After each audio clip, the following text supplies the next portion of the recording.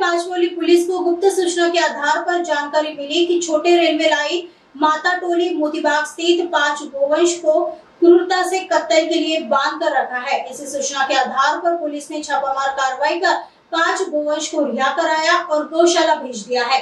फिलहाल पुलिस फरार आरोपी गुड्डू दादा शेख शादाब शेख गुलाब उम्र 35 वर्ष बताया जा रहा है, जिसकी तलाश पुलिस कर रही है। इस मामले में पुलिस ने 60,200 का माल बरामद कर आगे की जांच पाचपोली पुलिस कर रही है। साधारण त्याच रात्री साधारण 8 तारखेला संध्याकाळची वेळ होती।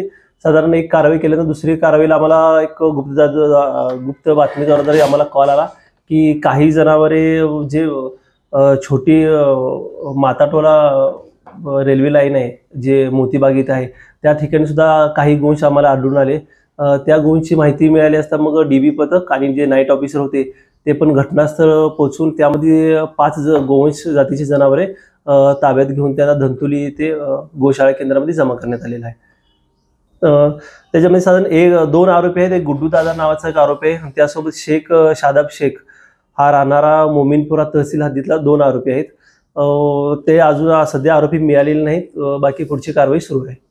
त्यामध्ये एकूण मुद्देमाल 4 गायी आणि 1 गोरा असे 5 जनावरे त्यामध्ये जप्त करून गोशाळा येथे जमा करण्यात आलेले आहेत। साधारण 60,200 रुपयाचा मुद्देमाल त्यामध्ये जप्त करण्यात आला आहे।